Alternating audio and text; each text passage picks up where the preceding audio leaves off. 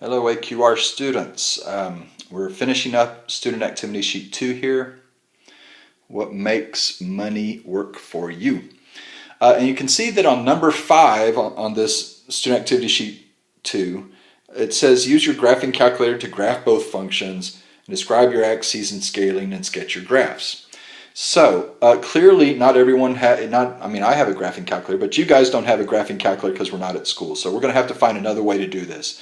So I'm going to show you how to do this online with Desmos. You may have done this before. If you'd rather just use the Desmos instructions, that's fine. You can Google Desmos scatter plot. Desmos space scatter plot, and it will give you instructions on how to do this. But I'm going to try to lead you through it. Once we've done that, you're going to answer 6 through 8 here, and then we'll be done with student activity sheet 2. Okay? So I'm going to pull over my laptop here. And so I have typed in here desmos.com, and I'm going to press enter, and it will take me to the Desmos website. So here's Desmos, and we're going to go to start graphing here. Big button here, right there, start graphing. And it comes up with a blank graph, which is great. So what we want to do is we want to get to the tables. So in order to get the tables, we're going to go up here to this plus sign right here and click on that. So click on the plus sign, and then we want table, which is the third thing down there. Click on table, and then we want to put in your numbers. So you're going to take your numbers from the front page, from the table you made on the first half of SAS2. All right, so from the front page. And so your X values will be 1. I'm just press enter here, 2. Oops, I lost a 2. 2. 3, 4, and 5. Dadgummit. There we go. 3, 4, 5. All right. So we have 3, 4, and 5. 1, 2, 3, 4, 5.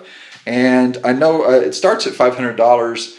I know. Remember, it was $520 on the first table. It was $520, and then the next one was $540, I believe, right? And then you're going to have, I did not tell you what the rest of it was, but you can figure that out. You can put the numbers in there. I'm just going to make up some numbers here. I'm going to put 575, and I'm going to put, except it just put 75, 575, and I'm going to put 588, and I'm going to put 5, actually I'm going to go over 600 here, 610. All right, so that gives us the first table. Now, to do the second table, we can click here on this right next to this Y1 right here. I'm going to click on that little box there, and I can type something in. So let's make this Z. We have X, Y. We're going to put a Z in here. It'll automatically set. If you want to change the color, then you can just click on that little scatter plotty thing, that little circle right there, and hold it down, and you can change the color. And it's going to be a little bit easier to see if you make it orange or red here. I'm going to change mine to orange. And in fact, if you want to change it to some other shape, you can as well. Okay? And so I believe, let me see if I can find, I don't know where I put my paper here. So our first, at the end of year 1, we had 518.75. And at the end of year 2, we had 538.20. And then I'm just going to make up some numbers here. I'm going to say 559.10. Actually, I'll put 0.40, but that's okay. And then I'm going to put 580.5. And then for the last one here, I'm going to put 605. Okay? All right, so we have all our numbers in the table. We're good there. Now we need to set our window. So if you look over on the right-hand side, you'll see this little wrench thing. All right? And so if we click on the wrench, it opens up a little thing, and it tells us x-axis, and we can set it y-axis. For the x-axis, I'm going to set it between, I'm going to put it on the, I'm going to put 0 here. And on the top side,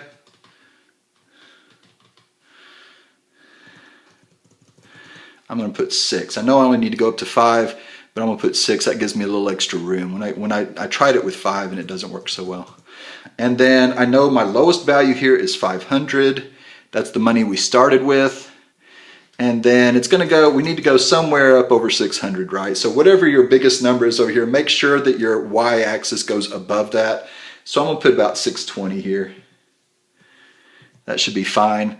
And there we see, you know, if I click off of this thing now, I can see a scatter plot. The green dots are my first table, the orange dots are the second table. And then you can sketch that on your paper and then answer questions 6 through 8 about that. Okay? If that's not clear, send me a note, or else just Google Desmos scatter plot like I told you. All right? Either way. Hope y'all are doing good. Bye-bye.